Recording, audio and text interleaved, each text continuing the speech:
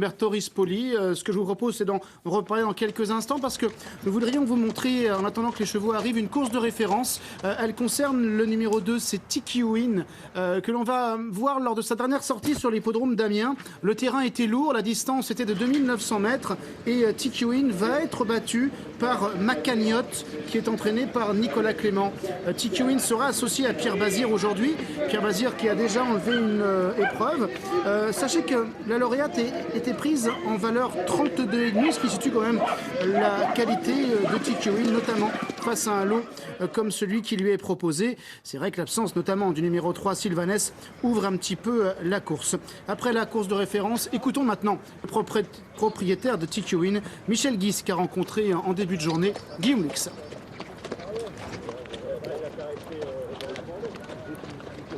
Vous aurez après le 702 Tiki Win qui découvre un bon engagement?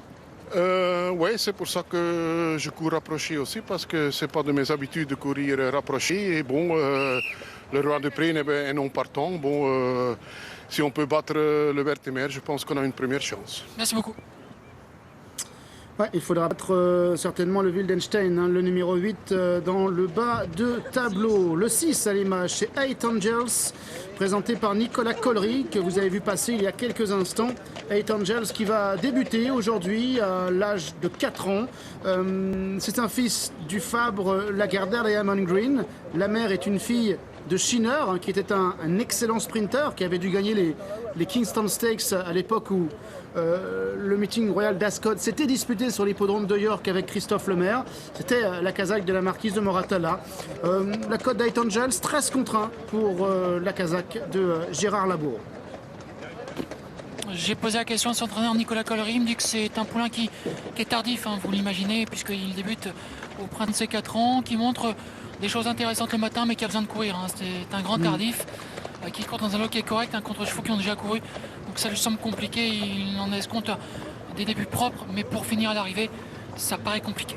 Ouais, les chevaux qui débutent tardivement comme ça, on généralement en plus de temps à comprendre ce qu'on leur demande, contrairement aux 2 ans. Alors que l'on retrouve les jockeys qui arrivent au rang de présentation pour notre dernière compétition. Alors, Laure nous l'a dit, et elle a raison, hein, l'attraction de cette dernière course, c'est quand même le numéro 8, Beata. Bon, même si cette pouliche n'a débuté que sur l'hippodrome de Niort, elle a gagné en débutant à Niort, c'était au mois d'octobre 2015. Elle avait attendu longtemps avant de terminer vite et de s'imposer. C'est l'attraction surtout parce que c'est une pouliche qui est remarquablement née. Sa mère, Bright Moon, a enlevé 4 courses de groupe sous la casaque Wildenstein. Elle avait entre autres enlevé l'important prix de Pomone. Elle était entraînée par André Fabre. Et Bright Moon surtout est devenue la mère de Bright Sky, qui est lauréate du prix de Diane, lauréate également du prix de l'Opéra avec Dominique Boeuf. C'est aussi la sœur de Board Meeting qui, associée à Anthony Crastus, a triomphé dans un prix de Psyché. Bref, très belle souche Wildenstein, une souche des B ici pour ce numéro 8 Beata, qui c'est le plus important, a déjà franchi le poteau en tête et qui maintenant va essayer de remporter sa course de rentrée. Il y a beaucoup d'argent, si l'on peut dire 1,80 €, parce qu'elles ne sont que 6 au départ de notre dernier rendez-vous. Alors Stéphane, j'ai fait la ligne de Niort, c'était vraiment un petit lot. Elle gagnait certes facilement, mais derrière il n'y avait pas grand-chose. Sachez qu'elle avait été déclarée non partante pour refus d'entrer dans les stalles. C'est peut-être ce qui avait poussé Michael Desangles à courir à Niort. C'est vrai qu'elle avait gagné facilement. J'ai posé la question à Umberto Rispoli, qui l'a travaillé matin, qui m'a dit qu'elle avait bien bossé. Umberto l'aime bien. Il m'a dit voilà, maintenant il faut qu'elle rentre, mais si elle rentre, c'est clair que c'est une première chance sur ce qu'elle monte le matin et sur ce qu'elle avait fait en débutant à Niort, où elle gagnait facilement. Ouais, elle a gagné de 5 pratiquement en tirant dessus en débutant à Niort. Alors c'est vrai que la ligne, le second s'appelle Rapid Thomas, c'est un cheval entraîné par Nicolas Paysan qui depuis a couru, depuis cette 2e place, a couru 3 fois, 2 6e places et une 7e place, et il a été pris en valeur 22 par le handicapeur. Après, la pouliche a battu ce qu'elle avait à battre, elle débutait contre des chevaux qui avaient déjà un peu d'expérience, et il va bien falloir trouver un gagnant quand même dans cette dernière course. À moins que ce ne soit ce numéro 2 Notez que le débutant, pardon Stéphane, le numéro 6, fait quelques difficultés dans le présentation. C'est Eight Angel qui de surcroît était vraiment chaud, et pour la saison c'est plutôt curieux, mais voilà, le cheval est un peu distrait, fait quelques facilités dans le présentation, donc ça s'annonce un peu compliqué pour ce concurrent qui débute. Alors, il y a une autre pouliche de 4 ans, Guillaume, c'est le numéro 4, Douceur perdue. Elle est présentée par Julien Philippon, qui en est aussi le propriétaire. Douceur perdue qui est en valeur 34, donc qui n'a pas encore couru handicap, mais qui vient de se classer 3e pour sa dernière sortie au mois d'octobre sur l'hippodrome de Nord-sur-Erdre, qui avait pris des places déjà au croisé sur l'hippodrome d'Évreux, de Saint-Cloud ou d'Argentan. C'est une première sur une aussi longue distance de 2500 mètres. Douceur perdue n'a encore jamais dépassé les 2200 mètres. C'est Michael Barzalona qui est en selle, 7,5 contre 1. J'ai quelques infos de la part de son entraîneur. C'est une rentrée, mais sachez qu'elle rentre avec du travail derrière elle. Voilà, maintenant, comme vous le disiez, c'est un test sur la distance. L'entraîneur la teste un peu ce soir. Il y a assez peu de partants. Il en escompte une bonne rentrée de prendre un bon chèque. Et au vu de cette performance, il orientera sa carrière sur la distance et dans certaines catégories. Donc il attend de voir comment elle se comporte. Mais sachez qu'elle est prête pour une course de rentrée et qu'elle devrait bien se défendre. On ambitionne plutôt une place avec elle. Le numéro 7, Alexios Guillaume, est entraîné désormais par Philippe Leblanc. C'est Tony Castanera qui l'entraînait jusque-là. Alexios qui n'a plus couru depuis le mois de juillet 2015, qui avait débuté par une 4e place pleine de promesses sur 1800 mètres sur l'hippodrome de Chantilly. Bon, après, il n'était que 4. C'est Miracle of Qatar qui avait franchi le poteau en tête. Je ne suis pas trop d'accord avec vous, puisque 4e sur 4, je dirais pas que c'était plein de promesses quand même, parce que c'était un petit lot. Il n'y a aucun des chevaux qui a répété par la suite. Et il n'était que 4. Donc, en tout cas, sachez que pour faire simple, c'est un concurrent qui saute le matin à l'entraînement et qui a sa carrière toute tracée vers les obstacles. Ce soir, c'est compliqué, m'a dit Philippe Leblanc. Et qui a conclu à la 8e place pour sa 2e sortie dans une épreuve qui avait été enlevée par Zeppelin. Voilà pour ce numéro 7, Alexios, qui a maintenant rejoint ses petits camarades du côté des stalles de départ. Tiki Win, c'est le 2, Douceur perdue le 4. Pour le numéro 2, pour le numéro 2, c'est Tiki Win. Le propriétaire confiant, récemment il a bien couru à Amiens. On court de façon approchée parce que l'engagement est intéressant. C'est un cheval qui est en forme, qui tient à distance, qui va dans tous les terrains. Bon, voilà, dans cette catégorie, on serait content de prendre une place. Il m'a dit qu'il y avait bien sûr le Wildenstein à battre, mais derrière les places sont bonnes à prendre. Mais on l'a entendu effectivement tout à l'heure. On a repassé cette interview de Michel Guis. Puis il y a le numéro 5, Théa Sonata, qui contrairement à beaucoup ici a déjà couru cette année. Couru 3 fois cet hiver, prenant une place à Chantilly sur 2700 mètres. Donc a priori pas de souci de tenue pour Théa Sonata, qui est associée ici, je crois bien, enfin qui est associée à Aurélien Lemaître.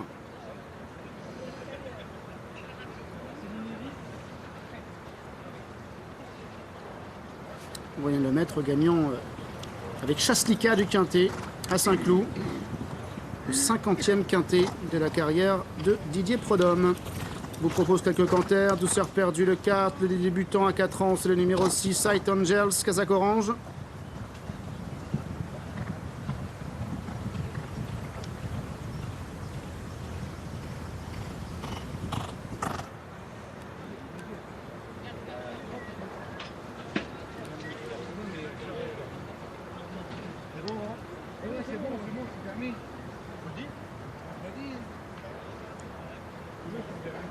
Beata, le numéro 8. Sœur de Board Meeting. Sœur de Bright Sky. Fille de Bright Moon. Qui est devant vous. Gagnante à Niort en débutant dans un petit lot, mais gagnante facile.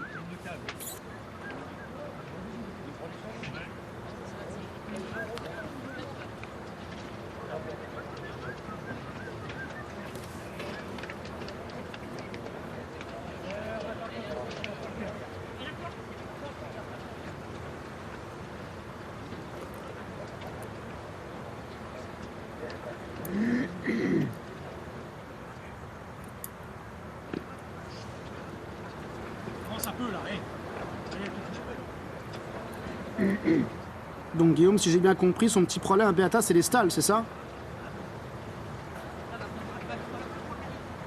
C'est même son gros problème, Stéphane. Il faut que ça rentre. Si ça rentre, c'est bon, mais voilà, c'était son petit pépin l'an passé à 3 ans. J'espère que c'est désormais résolu.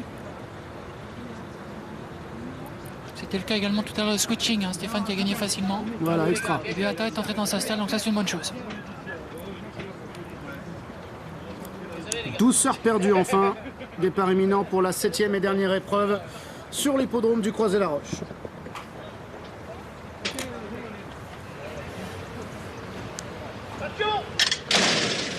L'As, le Bambou, le 3, Sylvanès ont été déclarés non partants dans notre dernier rendez-vous.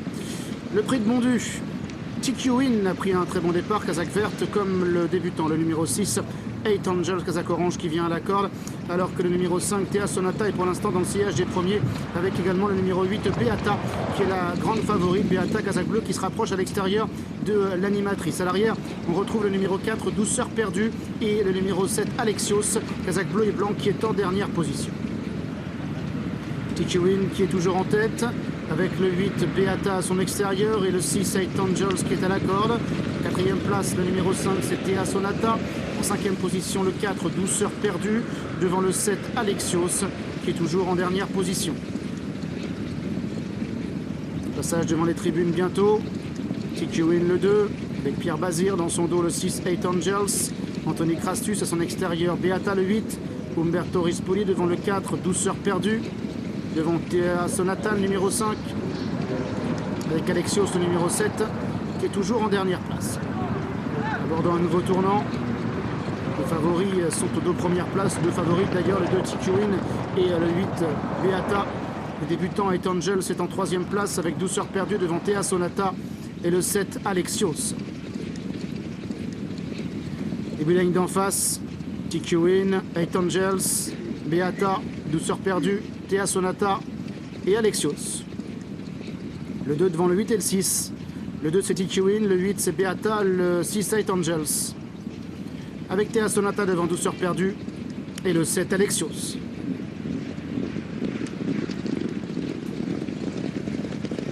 TQ Win toujours une longueur d'avance devant le numéro 8 Beata avec le 6 8 Angels qui est troisième. Quatrième position le 4 Douceur perdue devant le numéro 5 Thea Sonata et le numéro 7, Alexios. Dernier tournant, TQ Win le 2 devant le 8 Beata avec le 6 8 Angels. Thea Sonata est quatrième. En cinquième place, il y a Douceur perdue qui se rapproche un peu. Le 7 Alexios également qui vient en dehors pour sortir du tournant. TQ Win Beata qui accélère ensemble avec le numéro 6 8 Angels à la corde devant le numéro 4 Douceur perdue. Alexios qui vient à l'extérieur maintenant. TQ Win a l'avantage, Beata de plus en plus vite avec 8 Angels, il se comporte bien côté corde pour ses débuts. Avec ensuite Douceur perdue devant le numéro 5 Thea Sonata. TQ Win qui repart devant le 8 Beata. TQ Win le numéro 2 qui triomphe. Beata le 8 est deuxième. Le 5 Thea Sonata troisième. Douceur perdue le 4 et quatrième. Merci Stéphane, 2, 8 et 5 pour le trio gagnant de cette 7e course. Le numéro de TQ Win qui s'impose, qui a fait parler sa forme et sa tenue pour s'imposer courageusement, résister au tour numéro 8. Beata, troisième place pour le 5, Thea Sonata. Et c'est de bout en bout que TQ Win a réussi à s'imposer la deuxième victoire de sa carrière. Et c'est un coup de deux pour le jeune Pierre Bazir qui s'impose ici. On avait entendu son propriétaire évoquer le cas de cette jument au micro de Guillaume. Elle a su résister à l'assaut de ce numéro 8 Beata qui avait gagné lors de ses débuts. Thea Sonata termine proprement à la troisième place devant Douceur perdue et le débutant, le numéro 6, 8 Angels. Voilà pour l'arrivée de la dernière course du programme sur l'hippodrome du Croisé-la-Roche. Et nous allons saluer Guillaume.